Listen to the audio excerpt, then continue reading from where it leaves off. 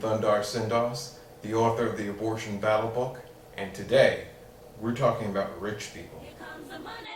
Rich people have captured our imagination ever since money was invented. Those who've accumulated a lot of wealth almost always garner respect. But do you know about the richest man of all time? The richest man of all time was Mansa Musa, the 14th century king of the West African Mali Empire. When Mansa Musa became king in 1312, the Mali Empire was the biggest producer of gold in the world, which attracted traders, explorers, diplomats, and clergy from all over Africa, Europe, and the Middle East. After reading and hearing stories of the world outside of sub-Saharan Africa, Mansa Musa decided to take a pilgrimage to Mecca in 1325, and that trip changed the world.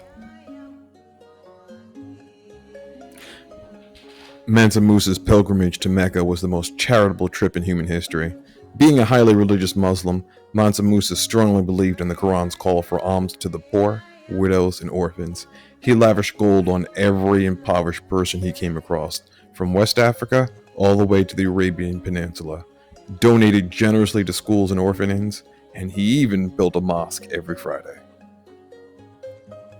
Mansa Musa was able to spend all this money because he brought a caravan with him that consisted of 12,000 slaves, each carrying 1.8 kilos or 4 pounds of gold, and 80 camels, each carrying 136 kilos or 300 pounds of gold. And that was just his traveling money. Cha-ching! That's a lot of money. Much of the gold that Mansa Musa lavished in his pilgrimage eventually went toward funding the Renaissance, both the one in Europe and the one in the Middle East, which is why Timbuktu was the first city in sub-Saharan Africa to be acknowledged and mapped by European explorers. Intentional or not, the one negative consequence of Mansa Musa's excessive spending was the devaluation of gold. The massive influx destroyed the gold markets in Egypt and Saudi Arabia, giving the Mali Empire a monopoly on the gold trade in Africa and the Near East. In modern economics, we call that dumping, like how Walmart lowers prices to destroy local competition and then proceeds to raise prices after they've become the only store serving the community. Just how rich was Mansa Musa? It's hard to describe in modern terms, but it's said that by the time of his death in 1337, he controlled more than 70% of the known world's gold supply.